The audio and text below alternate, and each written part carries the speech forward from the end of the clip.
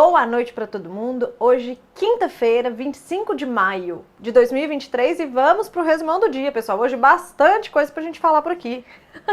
Vamos lá. Bolsas na Ásia, pessoal, fecham no negativo aí, todas, tá? Refletindo de um modo geral a negatividade que teve nas bolsas ontem, tanto da Europa quanto dos Estados Unidos, principalmente referente ao impasse aí do limite do teto da dívida dos Estados Unidos. Então, por lá, as bolsas fecham no negativo, certo? A negatividade também acaba refletindo novamente nas commodities, então o minério de ferro no negativo, tá? O petróleo hoje ele estava dentro de uma certa estabilidade logo cedo, mas ao longo do dia ele passa a ficar negativo por causa de uma fala do ministro de Energia russo aí, considerando que na próxima reunião que a OPEP terá, eles podem não cortar a produção produção de petróleo. Lembra que ontem eu comentei com vocês que o ministro de Energia lá da Arábia Saudita, ele tinha falado, ele tinha ameaçado aí os especuladores que estariam vendidos em petróleo, que eles poderiam cortar a produção na próxima reunião, e isso ontem fez com que o petróleo subisse? Pois bem, hoje a fala muda em relação a isso por um ministro russo dizendo que, na verdade, e sim, lembrando que a Rússia faz parte da OPEP+, e ele informando aí que pode ser que não haja corte de produção. Então o petróleo devolve toda a alta e hoje ele cai novamente ao longo do dia. Então assim, commodities hoje, de um modo geral, pessoal, no negativo e obviamente impacta nossas empresas aqui na Bolsa relacionadas a esse tema, como Vale e Petrobras, que fecham o dia hoje no negativo de novo. A Vale sim e a Petro no negativo hoje, certo? Vamos agora para as bolsas lá da Europa. Lá na Europa, pessoal, bolsas também no negativo, tá certo? Elas passaram o dia no negativo. Hoje de manhã saiu o PIB da Alemanha e ele veio negativo. E é a segunda vez consecutiva que o PIB da Alemanha vem negativo. E isto é considerado, quando um país vem duas vezes seguidas com PIB negativo, é considerado que aquele país está em recessão técnica. Então, a partir de agora, a Alemanha está em recessão técnica, tá? Isso, e querendo ou não, pessoal, a Alemanha é o carro-chefe da Europa, né? Ela é quem puxa a Europa ali em se tratando de economia. Então, se a Alemanha, que é o carro-chefe, já entrou em recessão técnica, o bloco europeu como um todo está numa fria, em apuros. Certo? Então, isso acabou deixando as bolsas por lá no negativo e isso foi corroborado pelas dúvidas em relação ao limite da dívida americana, que ainda não foi solucionado. Certo? Então, assim, na falta de notícias positivas, as notícias negativas pesaram na Europa. Ok? Vamos agora lá para os Estados Unidos, pessoal. Lá nos Estados Unidos, cenário um pouco diferente hoje. Vamos primeiro falar do limite da dívida. Bom, não teve nada que mudasse, não foi aprovado uma alteração do teto, nem nada. O presidente da Câmara, na verdade, hoje de manhã, depois de uma extensa reunião que eles tiveram com o governo, ele vem a público e fala, olha, as discussões estão evoluindo, mas pontos-chave da negociação estão empacados. Então, nada mudou em relação a esse tema, certo? Além disso, sai o PIB dos Estados Unidos hoje também, ele vem 1,3, perdão, um pouco acima do que era esperado, que era de 1,1, mas veio menor do que o último dado, que foi de 2,6, se eu não me engano, mas veio relativamente dentro da expectativa, tá? Pedidos iniciais de seguro-desemprego vieram um pouco menor e vale lembrar que o último dado foi revisado, porque eles encontraram uma fraude em Massachusetts na apuração do último dado, então eles precisaram fazer uma revisão aí em relação a este dado, certo? De qualquer forma, pessoal, não foi isso que movimentou as bolsas hoje nos Estados Unidos, tá? Hoje a gente teve, vamos lá, Dow Jones fechando no negativo, a Nasdaq, que é a bolsa de tecnologia, fechando bem positiva, com mais de 2% de alta, e o S&P, ele é uma composição dos dois, vale lembrar que 27% do S&P é a Nasdaq. Então, com 2% de alta da Nasdaq, acabou puxando para cima aí o S&P. Vamos entender por quê. Uma empresa fabricadora de processador chamada NVIDIA, quem mexe com jogos aí vai conhecer melhor do que eu, inclusive, solta o seu balanço e ele veio muito bom, e no seu balanço as expectativas futuras de venda vieram astronômicas. E essa expectativa astronômica fez com que esta ação subisse hoje 26%. E obviamente que outras empresas tech, inclusive também fabricantes desse processador, acabaram subindo a reboque, acabaram indo nessa positividade do NVIDIA. O que acontece, pessoal? Essa empresa, e aí não é minha especialidade, mas a gente aprende um pouquinho, essa empresa, ela fabrica um processador chamado de GPU, que é um processador gráfico. E este processador, ele é muito mais utilizado pela inteligência artificial. do que, por exemplo, o processador tradicional, que é o CPU, que é, por exemplo, fabricado por empresas como Intel. Então, assim, espera-se que no mundo vá se utilizar, dado que a inteligência artificial, a gente tem visto aí, né, que ela está aparecendo em todo canto, o mundo vai demandar muito mais GPUs, esse processador que é usado em inteligência artificial, do que os CPUs, que é o tradicional que a gente tem.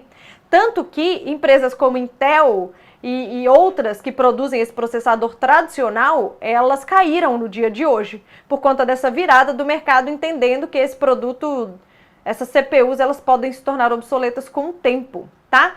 E esta positividade, ela foi absurda, né? 25% de alta aí, acabou contaminando positivamente outras ações e tal. Isso fez com que a Nasdaq fechasse bem positiva, Dow Jones negativo, porque a Intel... Vamos lá, essa NVIDIA, ela tá listada na Nasdaq e a Intel tá listada no Dow Jones, sabe? Então, Dow Jones fechou no negativo, o S&P no positivo e a Nasdaq no positivo também. Mas vale lembrar, pessoal, que foi uma coisa pontual no sentido de que o limite da dívida dos Estados Unidos continua no impasse, certo? Isso ainda não foi resolvido. Então, por lá, bolsas mistas, por isso que eu expliquei para vocês. Isso movimentou muito mais a bolsa lá hoje do que indicadores econômicos propriamente ditos, ok?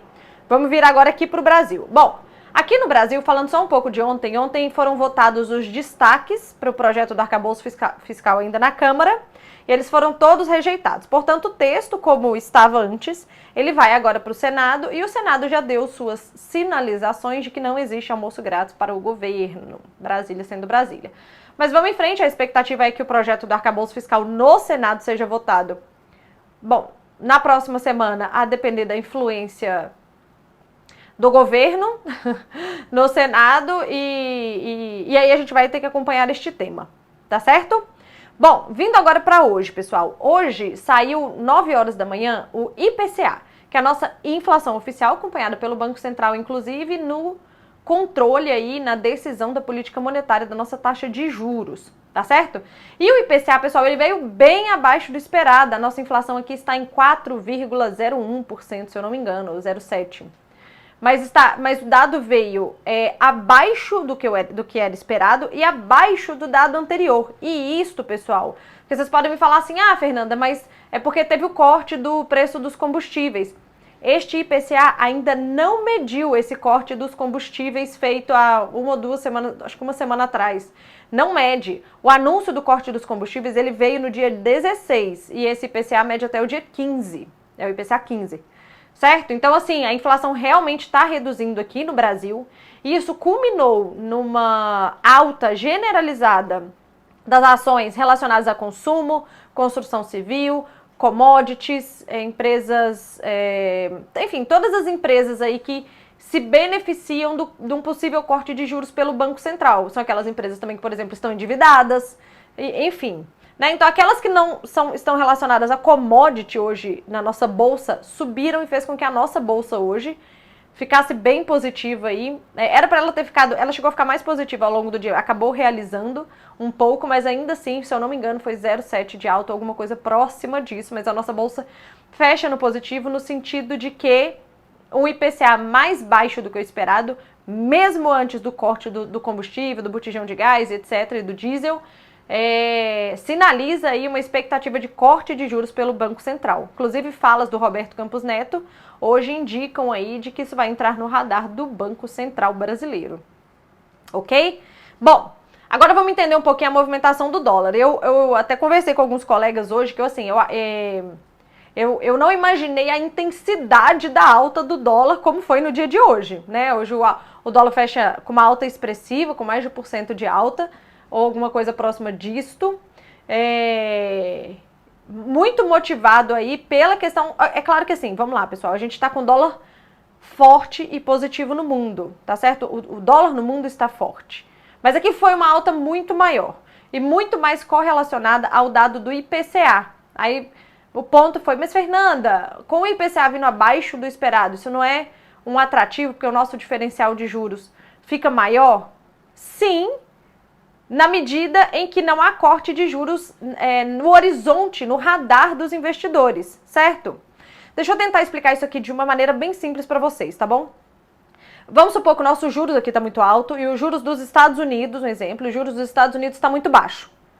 O que os investidores podem fazer? É uma opção para eles fazerem. Eles podem pegar dinheiro nos Estados Unidos emprestado a uma taxa de juros baixa, trazer para o Brasil, e esse trazer para o Brasil faz com que o dólar caia, e você investe aqui no Brasil nessa taxa de juros mais alta. E aí, considerando a inflação, obviamente você tem os nossos juros real estava muito alto, e você ganha nessa diferença. Não sei se eu me fiz entender, foi uma explicação bem simples, mas para que vocês pudessem entender. Então, por quê? Por que essa diferença ela tem que ser atrativa? Não é que ela tem que ser, mas por que uma diferença atrativa atrai esse capital estrangeiro para o país? Porque o investidor, pessoal, ele também precisa considerar o risco do investimento que ele faz. Porque assim, na medida em que ele escolhe investir no Brasil e não nos Estados Unidos, por exemplo, tá? Ele está investido num país emergente que tem seus riscos embutidos ali. O Brasil é um deles, a gente não foge disso. Na medida em que esse diferencial de juros ele é muito alto, vale o risco. Entenderam o raciocínio, o racional? De uma maneira bem simplista, pessoal, é isto. Então, assim, na medida em que há no nosso horizonte agora um possível corte de juros pelo Banco Central, poxa, esse diferencial em relação ao dos Estados Unidos, porque vamos lá, vamos recapitular aqui. Nos Estados Unidos existe uma dúvida em relação à próxima reunião de política monetária, que é ou a manutenção dos juros, que alguns dirigentes do Banco Central americano defendem, ou é mais uma alta de juros. Então, enquanto os Estados Unidos está numa possível crescente de juros, ou numa estabilização alta, porque os juros a 5% nos Estados Unidos é um patamar alto, no Brasil já estamos colocando no horizonte o corte de juros. Então, a balança dá uma desequilibrada. Neste aspecto, com este raciocínio, não faz sentido mais o estrangeiro trazer, o risco já não vale mais a pena, nesta linha, tá, pessoal? Para trazer o capital para cá. E isso faz com que o dólar suba. Porque na medida que o estrangeiro traz dinheiro para cá, o dólar cai. Na medida que ele tira dinheiro daqui, o dólar sobe. Então, assim, neste aspecto de IPCA, olhando única e exclusivamente para a inflação e um possível corte de juros no Brasil, esse diferencial de juros se reduz. E aí não faz sentido o carry trade, essa forma de investimento que eu expliquei para vocês aqui chama carry trade. Isso não faz mais sentido. Então, isso impulsionou o dólar para cima, tá? Eu reforço aqui com vocês, pessoal, o indicador econômico, para cada contexto de mercado, ele tem uma interpretação diferente. Teve momentos em que o IPCA foi em abril, que o IPCA vindo abaixo do esperado, fez com que o dólar caísse e a bolsa subisse. No cenário em que nós estamos vivendo, o IPCA vindo abaixo do esperado faz com que a bolsa suba, porque as empresas gostam do corte de juros, porque fomenta a economia, e o dólar também sobe, porque esse diferencial de juros já não faz mais tanto sentido. Bom, então é isso, tivemos o dólar positivo aqui no Brasil, a bolsa positiva aqui no Brasil, por isso que eu expliquei, por esses motivos que eu expliquei para vocês, juros no negativo, já precificando esse corte de juros do Banco Central brasileiro, e obviamente a pressão em cima do Banco Central por corte vai ser ainda mais forte, e agora talvez com fundamentos técnicos. Mas é isso, enfim, espero que tenham entendido, espero que tenham operado bem no dia de hoje, e amanhã destaques da semana.